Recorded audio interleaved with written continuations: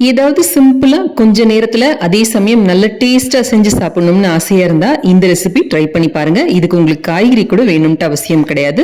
இதுக்கு ஒரு டீஸ்பூன் எண்ணெயை காய வச்சு கடுகு உளுத்தம் பருப்பு, கொஞ்சமா எள்ளு, கொஞ்சம் சீரகம், கடலைப்பருப்பு, ஒரு காஞ்ச மிளகாய், ஒரு ஆறுக்கு கருவேப்பிலை சேர்த்து இது கூட ஒரு வெங்காயத்தை பொடியா நறுக்கி சேர்த்துக்கோங்க. நல்லா வதக்கிக்கோங்க. கண்ணாடி பதம் வர வரைக்கும் வதக்கிக்கலாம். இது கூடவே ஒரு அரை டீஸ்பூன் அளவுக்கு மிளகாய் தூள், ஒரு டீஸ்பூன் தனியா தூள், 1/4 டீஸ்பூன் அளவுக்கு கறி மசாலா தூள் சேர்த்துக்கோங்க. கறி மசாலா தூள் இல்லைன்னா கரம் மசாலா கூட சேர்த்துக்கலாம். இதுல 1-2 இடிச்ச சோம்பு ஒரு 1/4 டீஸ்பூன் அளவுக்கு சேர்த்துக்கோங்க. இது ஒரு நல்ல ஃபிளேவர் கொடுக்கும். ஒரு 2 கப் சாதத்தை வடிச்சு இந்த மாதிரி நல்லா ஆற வச்சுக்கோங்க. உங்ககிட்ட முந்தின நாள் சாதம் இருந்ததுன்னா அதை கூட சேர்த்து செய்யலாம். நீங்க இதோட இப்ப கலந்துட்டு நல்ல ஒரு பெரட்டி இதுல உங்களுக்கு பிடிக்கும் அப்படின்னா வறுத்த வேர்க்கடலையே சேர்த்துக்கலாம். இதை கலந்து விட்டுட்டு தேவையான அளவு உப்பும் போட்டுட்டு பொடிய நறுக்கின கொத்தமல்லியை மேல அழகா தூவிட்டு பரிமாறினீங்கன்னா அவ்வளவு அட்டகாசமா இருக்குங்க. ட்ரை பண்ணி பாருங்க.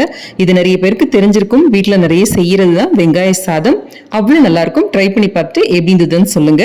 அன்பா இதை உங்களுக்கு செஞ்சு கொடுத்த உங்களுக்கு ஒரு தேங்க்யூ சொல்லிட்டு என்ஜாய். தேங்க்ஸ் ஃபார் வாட்சிங்.